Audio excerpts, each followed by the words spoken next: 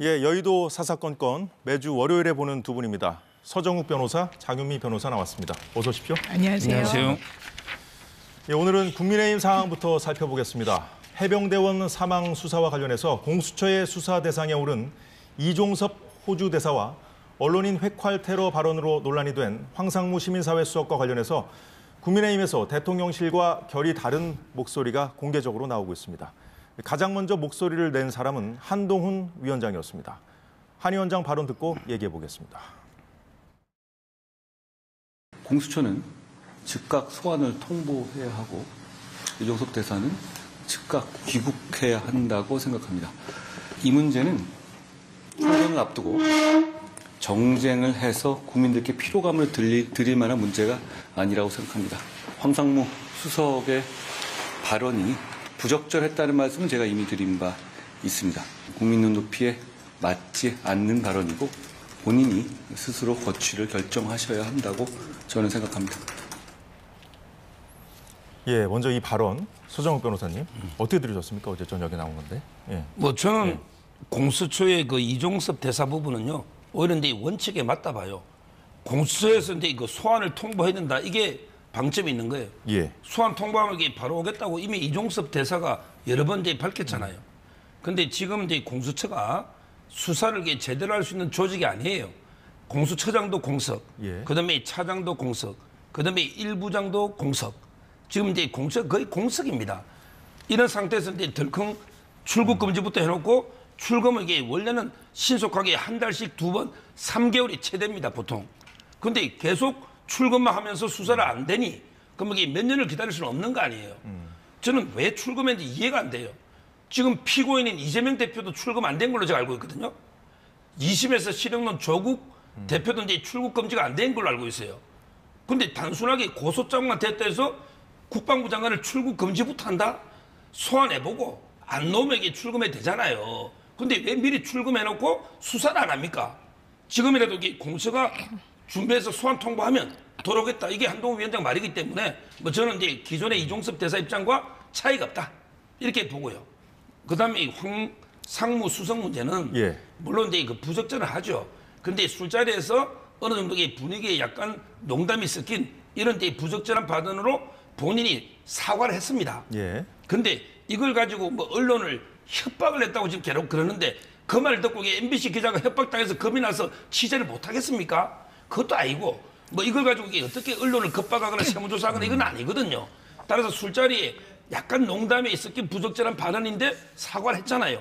이걸 가지고 다 사퇴해라. 이거는 좀 지나친 요구입니다.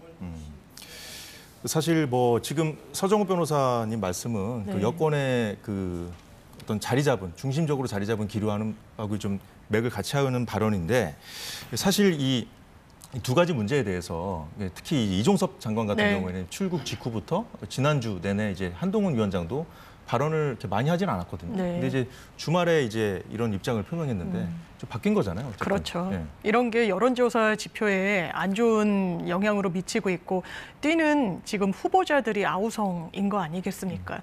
그러니까 한동훈 비대위원장은 총선 승리를 견인해내야 되는 중책을 맡았습니다. 그게 본인의 정치적 미래와도 연동돼 있는 걸 본인 스스로 너무 잘 알 거예요. 그렇기 때문에 사실 대통령실을 향한 메시지 아니겠습니까?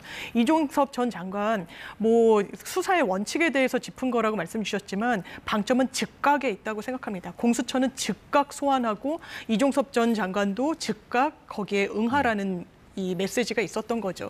그러자 수도권에서 지금 뛰고 있는 윤희숙 전 의원 같은 경우에 어떻게 이야기했습니까? 선수로서는 당 대표가 이렇게 이야기해주면 땡큐라고 이야기했습니다. 왜냐하면 정말 바닥 민심이 좋지 않다라는 걸 그 누구보다 후보자들이 잘 알고 있으니까요. 한동훈 비대위원장은 당연히 본인의 역할에서는 할 수 있는 말을 한 건데 이게 어제 퇴근길에 있었던 발언입니다. 그렇죠. 즉각적으로 네. 아침에 대통령실에서 발언이 나왔어요.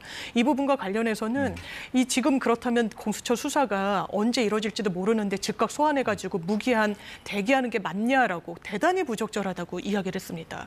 익명의 또 대통령실 관계자는 여권에서 지금 자기 혼자 살겠다고 여권 전체를 위험에 빠뜨린다는 취지로 굉장히 강도 높게 비판을 했단 말이에요. 관련해서 얘기를 좀 풀어가 보죠. 그렇습니다. 저희가. 그래서 예. 제2라운드가 또 이게 펼쳐지는 게 아닌가 우려됩니다. 예, 앞서 서 변호사님께서 황상무 수석의 그 발언이 나온 자리가 이제 술자리라고 하셨는데 점심 자리였거든요. 술을 먹었는지는 저희가 확인이 안 되기 때문에 일단 그렇게 정정하고요. 자, 국민의힘 기류 변화에는 어떤 배경이 있었던 건지 김경률 비대위원회 오늘 언론 인터뷰를 보면 짐작할 수가 있는데 잠시 듣고 이어가도록 하겠습니다. 서울 같은 경우에 네. 21대 시절의 그런 당선자 인원 수와 크게 어긋나지 않을 것 같아. 제 기억으로 8석 플러스 알파 정도에 머무르지 않을까. 그런 만큼 좀 상당한 위기 의식들을 모두 다 공감하고 있는 것 같습니다. 예, 서정 변호사님. 지금 뭐 사실 좀 과장한 측면도 없지 않아 있어 보이는데 지금 발언은요. 지난 4년 전 총선 때만큼 위기감을 느끼고 있다는 얘기인데 사실 정치는 뭐 사실의 영역이라기보다는 뭐 인지의 영역이라고 인식의 영역이라고 하지 않습니까? 여튼 뭐 당내 위기감이 있는 거는 뭐 맞아 보이는데요. 어떻게 들으셨습니까? 아마 근데 그 여론이 저는 이제 비정상적으로 좀 높게 놓다가 이게 정상화되면서 이제 그 많이 빠지니까 위기 이런 이제 이야기를 하는데 제 생각은 이제 서울은 팽팽합니다. 좀 과도하게 반응한 거라고 보세요? 그렇죠. 왜냐하면 이게 과도하게 하면 국민의힘이 잘 높던 거죠. 오히려 이제 그 팽팽하다고 저는 수도권을 보고 있기 때문에 그리고 이제 그 두 번째 만약에 국민의힘이 조금 분위기가 이제 그 하향세인 거는 맞아요. 수도권에서. 근데 그 원인이 꼭 황상무 이종섭 대사 때문인지 아니면 이제 그 도태우 변호사를 취소를 하고 그다음에 장해찬 최고위원도 취소를 하고 이런 것 때문인지 정확하게 정밀하게 한번 분석을 해봐야 돼요. 무조건 이게 남 탓할 건 아니에요. 제가 이제 그 여러 방송이나 유튜브나 이렇게 해보면 지금 아마 여론조사 상에도 보수층에서도 국민의힘 부분을 안 찍겠다. 이런 분들도 꽤 있습니다. 이거는 한번 보십시오. 원인을 정확하게 분석해 봐야 돼요.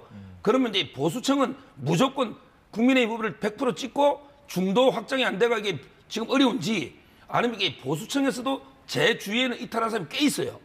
이렇게 왜 양문석 후보는 이재명 대표 끝까지 감싸잖아요. 근데 장해찬 최고위원은 양문석 후보보다 제가 볼 때는 훨씬 가벼운데 양문석 후보보다는 그런데도 이게 공천을 취소하잖아요. 이게 너무하다 이런 비판도 있거든요. 따라서 무조건 이게 황상무나 뭐 이종섭 책임 돌릴 게 아니고 어느 층에서 빠졌는지 이걸 이렇게 과학적으로 여론을 좀 분석해봐야 된다 이런 봅니다. 그러니까 이제 수도권 판세가 바뀐 거는 여러 가지 상황이 이제 복합적으로 작용한 결과라고 해주셨는데 사실 이 두 가지 문제에 대해서 그 국민의힘 내에서 찐윤으로 불리고 있는 이용 의원까지 지금 대통령실에 빠른 결단이 좀 필요하다 이런 취지의 입장을 냈거든요. 네. 거치에 대해서 조속한 결단 내달라고 한 게 이용 의원이었습니다. 이용 의원이 하남갑에 최근에 이제 결선에 본선행 티켓을 거머쥐었는데요. 지금까지는 사실 대통령의 호위무사를 자처했던 의원입니다. 한동훈 비대위원장과에게도요. 당시에 이른바 윤한 갈등이 있고 이제 김건희 여사의 명품백과 관련해서 대통령과 한동훈 비대위원장이 갈등을 겪을 때 이 의원들 방에 대통령이 한동훈 비대위원장에 대한 신뢰를 저버렸다는 기사를 링크했던 분이에요. 그만큼 대통령에 대한 충성도가 높습니다. 그런데 이제 본인의 선거를 뛰어야 되겠죠. 지금까지는 비례대표였지만 지역에 가봤더니 중도, 서울 수도권은 어떤 양 당의 지지세가 그렇게 공고하지 않지 않습니까? 상황에 따라서 그리고 이슈에 따라서 굉장히 이 변동성이 큰 지역인데 거기에서 이종섭 전 장관을 왜 호주 대사로 임명했는지 많은 분들이 물음표를 던지고 있다는 겁니다. 왜냐하면 대통령실로 경유해가는 이 수사의 아주 확고한 그 중간 연결고리거든요. 그렇다면 민주당에서 이야기하는 것처럼 이거 사실상 범인을 도피한 거 아니냐, 입막음조로 인사를 낸 거 아니냐, 이 부분에 대해서는 대통령실의 입장도 상당히 부족했습니다. 공수처에 탓을 하고 MBC의 출국 금지 사실을 알렸다라고 했는데 국민들이 묻고 있는 건 그게 아닙니다. 왜 굳이 이분을 다른 인물이 없는 건지, 왜 피해자로 돼 있고 출국 금지된 사람을 이 호주 대사로까지 굳이 임명한 것인지 거기에 대해서는 공백으로 있거든요. 그러니까 당에서도 이렇게 여러와 같은 요구가 쏟아진다고 생각합니다. 예, 그 두 가지 사안에서 조금 더 들어가 보도록 하겠습니다. 자, 이종섭 대사의 경우에는 어제 KBS와의 인터뷰에서 공수처가 조사하겠다고 하면 내일이라도 귀국하겠다. 직접 입장을 밝혔고요. 대통령실도 입장을 냈는데요. 이종섭 대사의 인사가 정당하다면서 이 대사가 귀국해서 마냥 대기하는 것은 부적절하다는 내용입니다. 자, 이거는 서 변호사님께 먼저 여쭤보죠.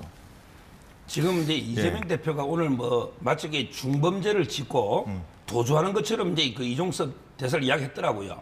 제가 이제 통계를 보면 고소가 이제 1년에 한 100만 건 돼요. 예. 그중에 2, 3%저 기소가 안 돼요. 근데 기소가 되면 거의 97% 유죄가 나오고 무죄는 3%예요. 자, 그러면 이종섭 대사는 이제 고소만 된 거죠, 민주당에. 예. 고소가 100만 건 고소만 되면 이게 기소되는 거는 제가 2, 3%안 된다 했잖아요. 고소한 지도 한참 지났죠. 예. 예, 지난해 그러니까 제 9월이었습니다. 말은 이게 고소가 우리 엄청나게 남발됩니다. 고소만 당하면 이게 유죄입니까? 제가 제일 많이 들은 말이 무죄 추정 원칙이라고 들은 것 같은데 이종섭 대사는 무죄 추정 원칙 적용하면 안 됩니까? 이종섭 대사는 이게 중범죄고 이미 유죄입니까? 제 말은 이게 무죄 추정 원칙은 이재명 조국에만 적용됩니까? 저는 고소만 거 가지고 마치 이게 중범죄가 도망가는 것처럼 고소해가 기소되는 게 몇 프로인지 그것부터 확인하시라 말씀드리고, 자, 그다음에 진짜 범죄는 기소가 되면 그건 거의 유죄로 옵니다. 1심에서 2년, 2심에 2년 논 조국 대표에게 출국 금지 돼 있습니까? 조국 대표 내일이라도 도망간다고 장담할 수 있습니까? 그렇잖아요. 2년 받았습니다. 교도소 2년 간을 받으기 도망갈 수도 있는 거 아니에요. 오히려 유죄의 확률은 조국 대표가 이종섭 대표보다 수천 수만 배 높은데 왜 조국 대표는 출금 안 하고 이종섭 대사만 합니까? 그건 이재명 대표도 마찬가지죠. 이재명 대표는 지금 피고인입니다. 피고인. 몇 개로 조사받고 있습니까? 본인의 법정형은 대부분의 배임죄가 형량이 무기징역입니다. 근데 직권남용은 이종섭 대사는 5년 이하입니다. 가벼운 죄입니다. 근데 이재명 대표. 상대적으로 그렇다는 예. 말씀이죠. 그럼 이재명 대표는 왜 출국금지 안 합니까? 피고인인데. 이종섭 대사는 아무것도 아니잖아요. 고소만 그냥 정치적 고소만 당했잖아요. 저는 이걸 유죄 추정으로 하는 게 납득이 안 되고 이종섭 대사도 무죄 추정 원칙은 적용돼야 된다. 이 말씀을 드립니다. 그러니까 아까 말씀하실 때도 잠시 좀 짚어주셨었는데 이제 한동훈 위원장 오늘도 그 어제의 입장과 같은 입장을 유지했어요. 그러면서 한 얘기를 우리가 좀 뜯어보면은 이 즉각이라는 게 네. 중요하다고 아까 장 변호사님도 말씀하셨는데 공수처 즉각 소환 그리고 즉각 귀국이에요. 자, 이걸 보면은 공수처를 향해서도 지금 즉각 소환을 하라는 거잖아요. 이렇게 보면은 민주당과 함께 공수처가 좀 이 사안을 좀 정치적으로 이용하고 있다는 그런 그 여권의 반발 심리도 한동훈 위원장 입장에 좀 깔려 있는 것 같아요. 그러니까 이제 제가 출국 금지는 3개월이 원칙이라고요. 3개월 동안 이게 출국 금지 하면 소환 조사하면 하루면 되잖아요. 이재명 대표도 하루 조사 받았잖아요. 그런데 이게 9월 달에 고소가 됐어요. 그다음에 1월 달인가 출국 금지가 됐어요. 그리고 조사를 안 하고 계속 연장하는 거예요. 출국 금지라는 게 당사자한테는 아주 침해적인 인권 침해잖아요. 외국에 못 나가는 것도 이게 침해잖아요. 그렇다면 이게 꼭 필요할 때 다 참고인들 미리 조사하고 그다음에 소환해서 조사해보고 근데 소환에 불응한다. 이럴 때 이게 출국 금지하는 게 맞잖아요. 근데 출국 금지만 해놓고 1월 달에서 한 달 연장해. 안 불러. 또 이게 2월 달에 연장해. 안 불러. 그럼 이게 3개월 다 되면 안 되는 거예요. 따라서 저는 이런 식으로 그 인권 침해적인 수사를 하면 안 되고 지금 이제 공수처가요. 수사 상황이 저는 안 된다 봐요. 이미 처장도 공석, 차장, 일부장 다 공석 아닙니까? 그러다 보니까 이게 적각 소환할, 왜냐하면 이게 마지막에 제일 이게 고위직은요, 마지막에 소환하거든요. 따라서 이게 적각 소환은 저는 현실적으로 어렵고 아마 이제 그 협상에서 4월 말이나 온다고 했잖아요. 그때 하면 충분하다 봅니다. 예, 공수처가 이제 즉각 소환하라는 부분에 대해서 좀 여쭤봤는데 즉각 소환해서 조사하기 좀 힘든 상황이다 이렇게 말씀을 해줬어요. 근데 장 변호사님도 아까 전에 이제 공수처 즉각 소환하는 거 네. 중요하다고 짚어줬었잖아요. 그렇습니다. 예. 왜냐하면요, 만약에 야당이 정말 정치 공세로 혐의가 별로 짙지도 않은데 범인 도피다 이런 말을 함부로 올렸다간 역풍 맞을 겁니다. 그런데 이 사안은 우리나라 해병 한 명이 청년이 사망했습니다. 구명조끼 하나 입히지 않은 상태로 물에 내몬 거예요. 거기에 대해서 박정훈 대령이 수사를 한 거죠. 초안을 잡은 겁니다. 8명에 대해서 최소한 그 지휘권을 가진 사람들에 대해선 업무상 과실치사로 처벌하는 게 맞지 않겠느냐. 이종섭 장관이 왜 연결고리 핵심이라고 말씀드리냐면요. 결재를 했습니다. 이 부분을 경찰청에 이첩하기 바로 직전에 사인을 했고요. 그리고 그 부분과 관련해서는 이 수사 브리핑까지 예정이 돼 있었습니다. 하루아침에 번복이 됐죠. 그렇다면 왜 그랬을까? 지금 박정훈 대령의 주장에 따르면 그렇습니다. 이른바 대통령의 경로가 있었다. 있었다라는 겁니다. 수사가 이렇게 뒤집어진 때에는 저는 대한민국의 보수라면요. 한 해병이, 한 군인이, 장병이 사망했다면 끝까지 그 원인을 추적하는 게 맞다라고 생각합니다. 뭐 미국 같은 경우에는 장병이 사망하면 외국에까지 끝까지 찾아내서 시신을 수습하고 예우하지 않습니까? 그런 게 보수의 품격인 거 아니겠습니까? 그런데 오히려 그런 기치를 내건 사람에 대해서는 항명 수뢰를 했다, 뭐 반란을 일으키려 했다, 영장까지 치면서 수사를 하고 지금 재판대에 세웠습니다. 반대로 그럼 이종섭 장관 왜 그렇게 번복했는지를 저는 국민들이 묻고 있는 겁니다. 그러니까 여당에서도 버텨내질 못하는 겁니다. 대통령실에 요구하고 있는 겁니다. 근데 여당에서는 어쨌든 이종섭 전 장관이 내일이라도 귀국할 테니까 네. 즉시 소환하라는 거 아닙니까? 네. 공수처에다가. 그런데 제가 지금 이렇게 말씀하시죠. 언제든지 올 수 있다라고 하는데요. 지금 머물고 계신 브리스번까지 비행기로만 9시간 반이 걸리더라고요. 이렇게 과천에 있는 공수처에 바로 갈 수 있는 그런 물리적 거리가 아닙니다. 그리고 올 수 있죠. 저도 도피할 가능성이 높다고는 생각하지 않습니다. 다만 그렇다면 이 호주는 또 얼마나 중요합니까? 지금 정부의 설명에 따르더라도 국방 외교 협력이 필요한 그 가능성이 더 커지는 국가이기 때문에 국방 전문가를 보낸다는 거 아니겠습니까? 그럼 그 부분이 업무의 공백으로 남으면 그 피해는 누가 받는 겁니까? 그런 거에 대한 어떤 헤아림 없이 왜 이런 무리한 인사를 했는지 이건 국민들을 넘어서 여당 내부에서도 묻고 있는 거 아니겠습니까? 지금 이게 그 법적으로 짧게 부탁드리겠습니다. 군형법이 바뀌어가지고 이제는 이제 그 사망 사고나 그다음에 성추행 이런 거는 군대 헌병이 수사권이 없어요. 일선 경찰에 그 지금 경북지방경찰청에 수사하거든요. 그렇다면 이게 박정훈 대령은 사건의 개요만 적어서 보내면 되잖아요. 근데 아무도 소환 조사도 권한이 없어요. 근데 사단장, 그다음에 뭐 대대장, 연대장, 중대장 이걸 전부 업무상 과실자의 공동정범이다. 이런 식으로 이게 적으면 안 되잖아요. 본인이 불러서 조사를 해봤습니까? 수사권도 없잖아요. 이걸 이게 저는 외압이라는 건 말이 안 되는 거예요. 예, 이종섭 전 장관 문제에 대한 두 분 견해까지 잘 들어봤고요. 자, 지난주 MBC 보도로 알려진 황상무 수석 문제도 좀 더 보겠습니다. 최근 출입 기자들과 만난 자리에서 1988년 군을 비판한 칼럼을 쓴 기자가 정보사령부 소속 군인들에게 칼로 습격을 당한 사건을 언급하면서 MBC는 잘 들으라고 말했다는 건데 식사 자리에서 한 농담이었다는 본인 해명과 사과 발언에도 야권의 공세가 이어지고 있습니다. 어제 한동훈 위원장도 황 수석 스스로 거취를 결정해야 한다고 했는데 오늘 아침 대통령실이 언론사에는 강압이나 압력을 행사한 적도 없고 하지도 않겠다는 입장을 밝혔습니다. 자, 이 문제와 관련해서도 여당과 대통령실 기류가 갈린 상황인데요. 한동훈 위원장 입에서는 오늘 이 문제에 대한 추가 언급은 나오지 않았습니다만 장 변호사님께 먼저 여쭤보죠. 네. 아까 전에 좀 하신 말씀도 있으니까. 예, 그러니까 계속 침묵할 수 있을지가 관건일 겁니다. 왜냐하면 김건희 여사와 관련해서는 한 발 뒤로 물러섰었죠. 제가 언제 사과 요구한 적 있었습니까? 그런데 지금은 상황이 그때와는 다른 것 같습니다. 총선이 목전에 있고요. 지금 물러서면 본인의 정치적 미래도 없다라는 걸 알 겁니다. 이 사안 결코 가볍지 않습니다. 어떻게 농담이라고 얘기를 합니까? 출근길에 30여 년 전에 군을 비판했다는 이유로 현직 언론인이 회칼로 테러를 당했습니다. 2년 전에 이분이 작고하셨다고 하더라고요. 그 돌아가실 때까지 다 회복되지 않았습니다. 이걸 어떻게 MBC 잘 들어라고 이야기를 하면서 이야기를 할 수 있습니까? 그것도 시민사회 수석이요. 이거는 본인이 사과하고 넘어갈 문제가 아닙니다. 왜냐하면 얼마 전에 스웨덴의 다양성 민주주의 연구소에서 대한민국을 독재로의 회귀가 이루어지는 국가 중에 하나로 분류했습니다. 어떻게 보면 정확한 지적이할 수 있다고 유권자들이 생각하실 수 있는 거죠. 거기에 대해서 한동훈 비대위원장이 종전처럼 그냥 침묵하고 폴더 인사한 채로 그냥 거기에서 멈춰버린다? 저는 유권자들이 심판할 거라고 생각합니다. 네, 한동훈 위원장도 지금 며칠 동안 고심 끝에 네. 어제 입장을 내놨었는데 서정호 변호사님이 앞서 황상무 수석의 발언 자체는 좀 잘못된 부분이 있어도 여튼 이거 가지고 뭐 물러나라 이렇게 하는 거 좀 과하다 이렇게 좀 해주셨는데 대통령실 입장을 현재까지 보면은 어쨌든 무슨 여당의 입장과는 좀 다른 건 사실이거든요. 예. 이걸 이제 이재명 대표가 협박이라고 그러더라고요.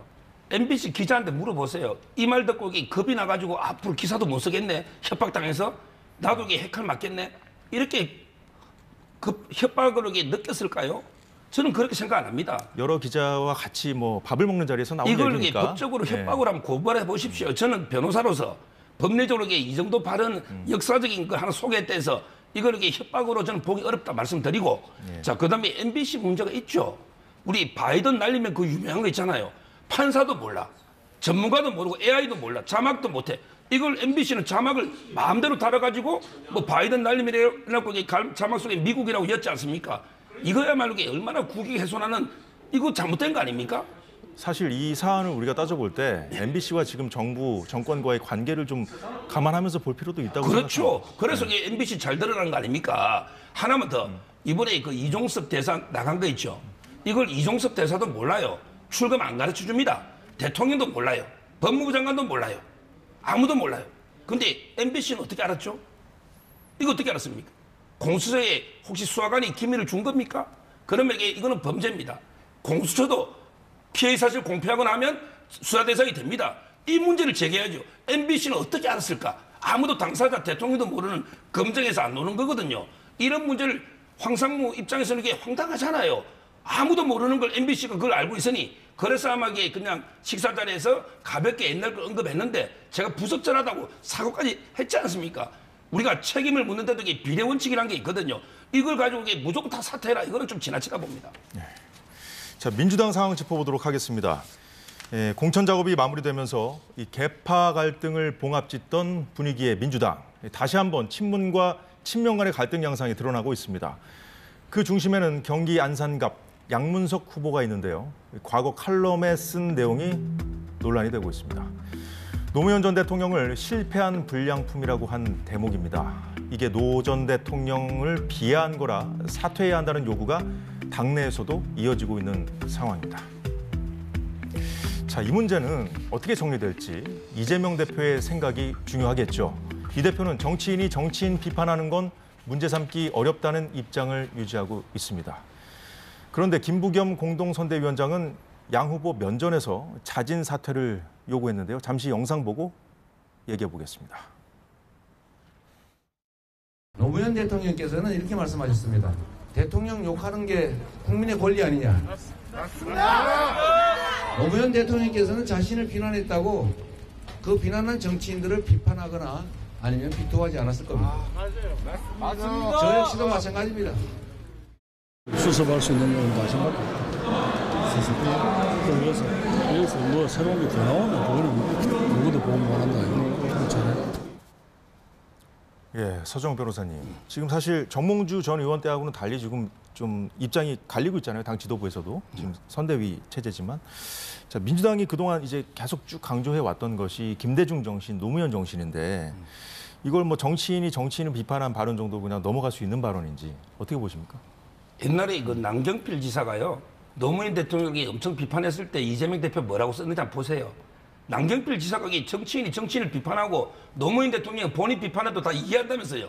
그럼 이게 남경필 지사가 노무현 대통령이 비판했을 때 뭐라고 했는지 이걸 되돌아보시고, 그다음에 오늘 또 기자회견에 막말의 기준을 2개를 제시했더라고요. 하나는 이제 뭐냐면 국민에 대해 주권자로 존중하지 않거나 일부 지역 주민을 폄훼했다면 책임물이 된다.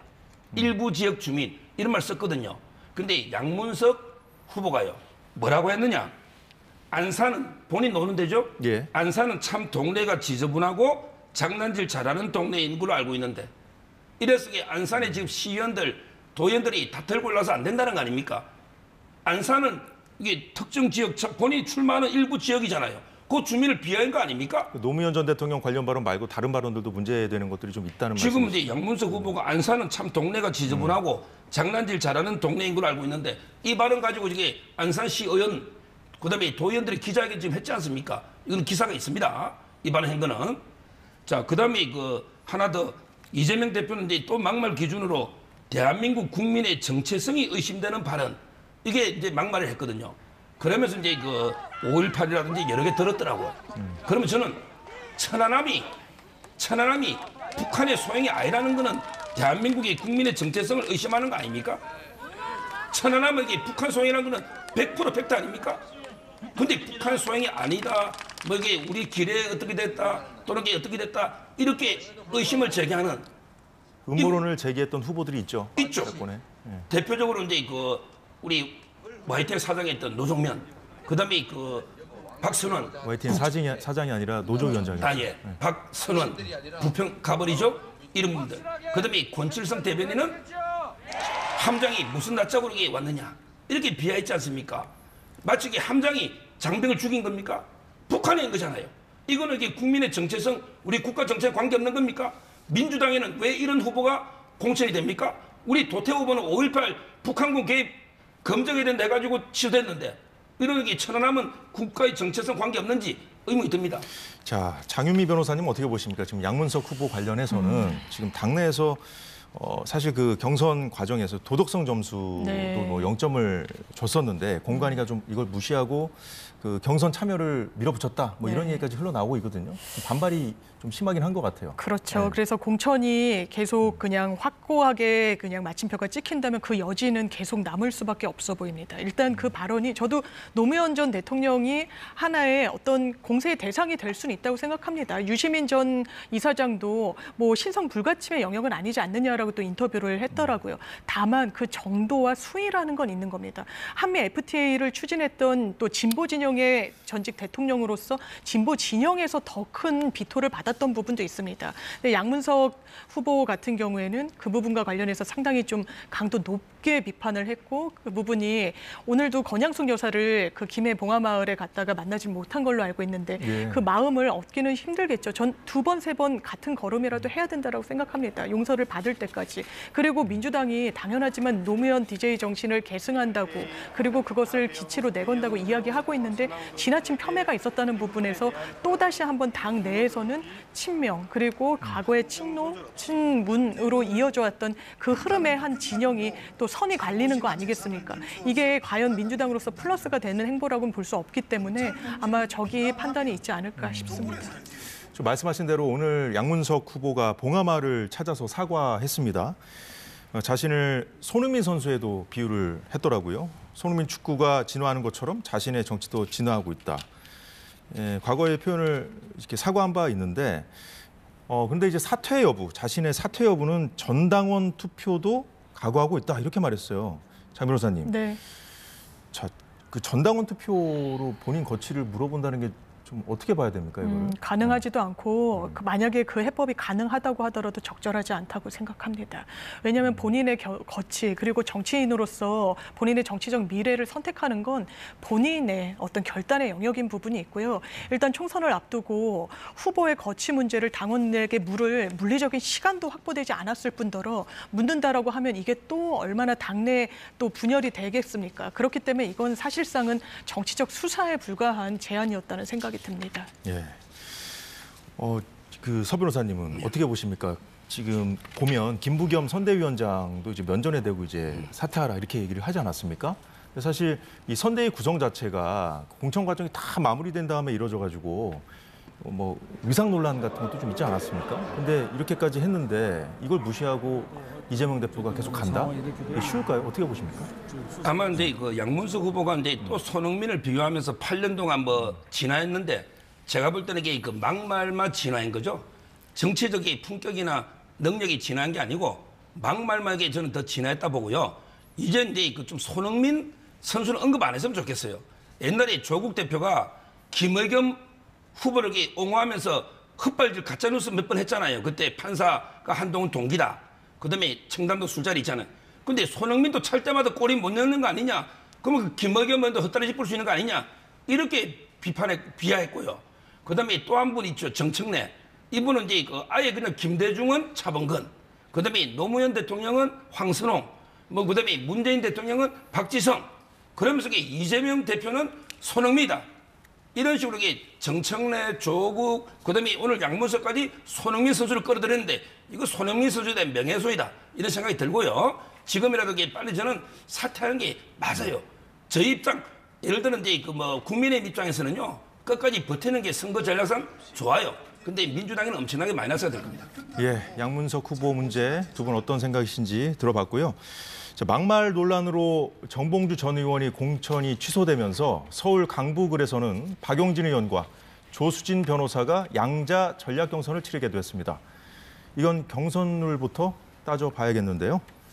박 의원은 지난번에 이어서 이번 경선에서도 현역 의원 평가 하위 10%에 따른 득표율 30% 감산 규칙을 적용받게 됩니다. 또 조수진 변호사에게는 반대로 여성이자 정치 신인이어서 가산점 25%의 규칙이 적용되면서 자, 박용진 의원은 총 50% 손해를 보고 이제 경선을 치르게 된 것인데요. 여기에 경선 방식도 지금 논란이 되고 있습니다. 이틀간 전국 권리당원 70%, 전국 권리당원 70%입니다. 그리고 그 지역구인 강북을 권리당원 30% 이렇게 7대3으로 나눠서 권리당원 조사를 이렇게 한다고 합니다. 온라인 투표로 진행을 한다고 하는데요. 자, 이거는 뭐 민주당 네. 상황이니까 장 변호사님께 먼저 여쭤보죠. 자, 기존 페널티 55% 페널티에다가 네. 경선까지 방식도 굉장히 좀 불리하다고 지금 그렇습니다. 얘기하고 있잖아요. 그래서 진보 매체들도 보니까 박용진 찍어내기가 좀 너무 도가 지나치다 이렇게 좀 비평을 하고 있더라고요. 그러니까 역설적으로 정치인 박용진의 정치적 체급이 커지고 있다. 이 본인이 좀 핍박받는 스토리를 만들어가고 있다라는 해석도 이런 맥락에서 좀 나오는 것 같습니다. 그렇기 때문에 당내 결선을 했죠. 또 경선을 했죠. 또 이번에 전략 경선을 한 번 더 하는 겁니다. 세 차례나 이런 링 위에서 다투게 되는 거예요. 그런데 지금 태생적인 한계가 있는 게 거의 64% 이상의 득표를 해야지만 공천권을 거머쥘 수가 있는 겁니다. 어떻게 보면 25% 가산을 받은 상대 후보와는 좀 게임이 되기 어려운 그런 불리한 부분인 건 분명히 있죠. 그리고 7대3으로 왜 하느냐라는 문제 제기도 나올 수 있습니다. 예. 왜냐하면 이른바 시스템 공천이라고 해서 민주당에서 갖고 있는 룰 자체는 5대5니까요. 당원과 일반 유권자.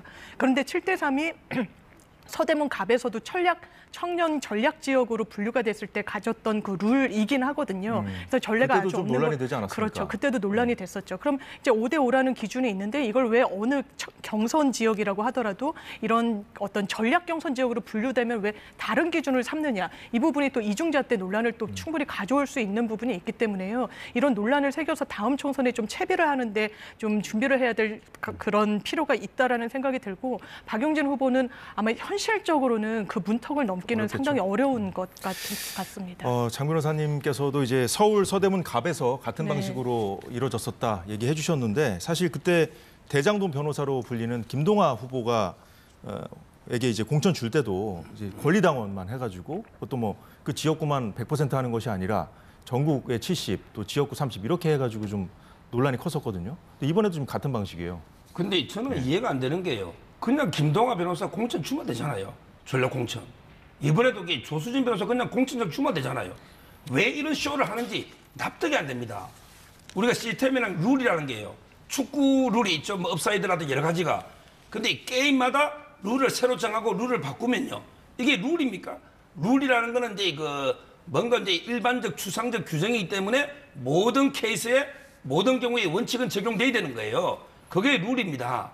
근데 이거는 보세요. 사람마다 바뀌어 룰이. 사람마다. 그다음에 지역마다 바뀌어요. 이거야말로 이게 시스템 공천입니까? 저는 도저히 이렇게 어떻게든 이게 박용진 경쟁자 경선 때 그때 그 전당대회 때 붙었잖아요. 잘라내기 위한 이게 수단 아닙니까? 이러니까 이게 더 요구도 묻잖아요. 근데 깔끔하게 조수진 그냥 공천 주면 순간 요구는 더 묻겠지만 지나갈 걸 저는 왜 이런 식으로 이게 복잡하게 쇼를 하는지 이해가 안 돼요.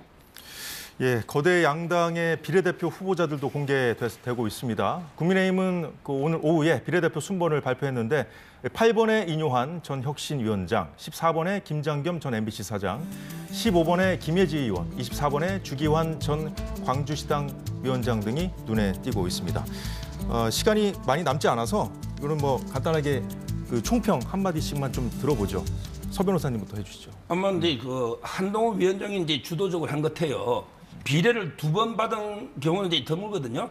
저는 김혜지 의원이 이제 워낙 의정 활동을 잘했다. 이런 이제 평가가 들고요. 지금 비대위원으로도 있죠. 그렇죠. 예. 그다음에 그 인유한 위원장은 이제 그 아마 전국구 인물이기 때문에 상당히 한동훈 위원장과 더불어서 전국 선거를 좀 돌아야 된다. 뭐 이 말씀을 드리고 마지막으로 이제 그 MBC 김장겸 사장 이분도 MBC에서 옛날에 여러 가지 뭐 문제들이 많았기 때문에 언론계 대표로 아마 놓은 게 아닌가 보입니다. 자, 장 변호사님 어떻게 보셨습니까? 좀 실망스럽죠. 왜냐하면 저도 김혜지 의원의 의정 활동을 굉장히 높이 평가합니다만 사실 한동훈 장관의 어떤 측근이고 굉장히 친소 관계가 두텁다는 점. 왜냐하면 장애 또 여성 대표할 수 있는 다른 인물이 있고 그 문턱을 좀 넓혀줄 필요는 있으니까요.